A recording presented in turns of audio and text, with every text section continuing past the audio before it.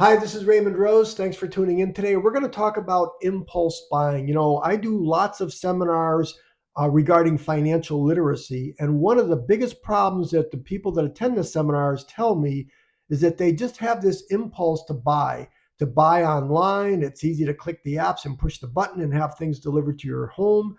It's easy to buy in the store when you're walking by something and you see something at the checkout register or something that you weren't planning on purchasing, and all of a sudden, the next thing you know, it's in your carriage and then it's at your home.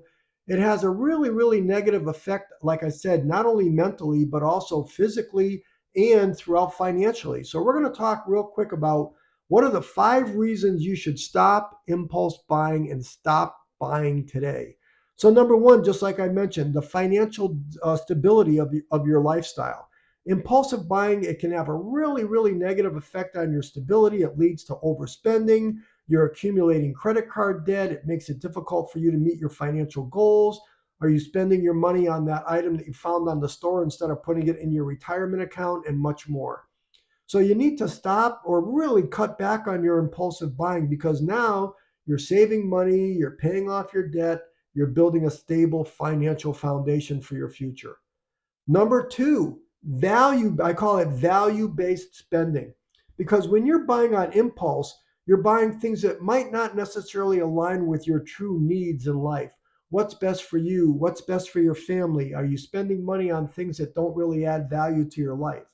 You need to stop that impulsive buying so that you can focus on really what's important in your life. You need to be mindful, make intelligent purchases, make intentional purchases that bring true satisfaction into your life and that support your goals for yourself and your family. Number three, you got to be mindful. You got to be thinking about exactly why you're buying that. Is it because you want instant gratification? Are you looking for instant satisfaction? You need to be mindful of why you're doing it, and have a real deliberate and conscious approach to pushing that button on your mobile device, or putting that item in your carriage. Because when you're mindful, it encourages you to take that extra moment to pause, reflect on what you're really doing, and making sure that your decision to purchase whatever you're buying is really in your best interest and in your family's best interest. Number four, I just said this the other day at one of my seminars. Stop buying things. Stop bringing clutter into your life. Stop bringing these different items that you're purchasing into your home. Because next thing you know, you're accumulating clutter throughout your property. Maybe you've got that closet that's filled, or your basement is getting out of control, or there's just too much stuff in your garage or wherever.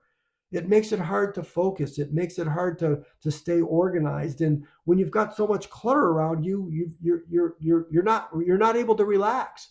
Your brain is going all the time. It doesn't matter if it's mentally or even the physical clutter. For you to be looking at stuff all the time in your kitchen, or your closet, your everything's out of control.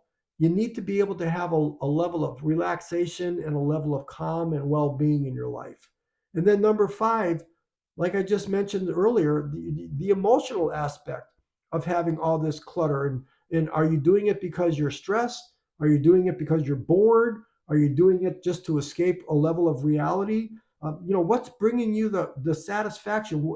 Usually it's that dopamine that's kicking in, that when you're pushing that button, that you're saying to yourself, the excitement of knowing that something new is coming to your home. And then once it's there, okay, you look at it for a week or two, maybe you're using it, and then all of a sudden it's not even part of your life anymore. And then you start to feel guilt or regret afterwards for even buying it in the first place and spending your money on something that really didn't, affect the best interests of your life or your family's life. So that's it. Those are the 5 reasons that you listen to this podcast again if you have to.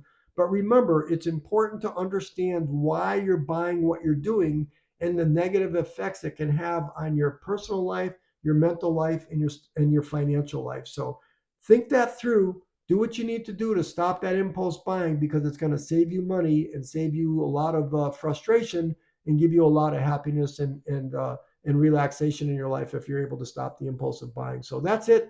Not a long podcast today, just something I wanted to discuss.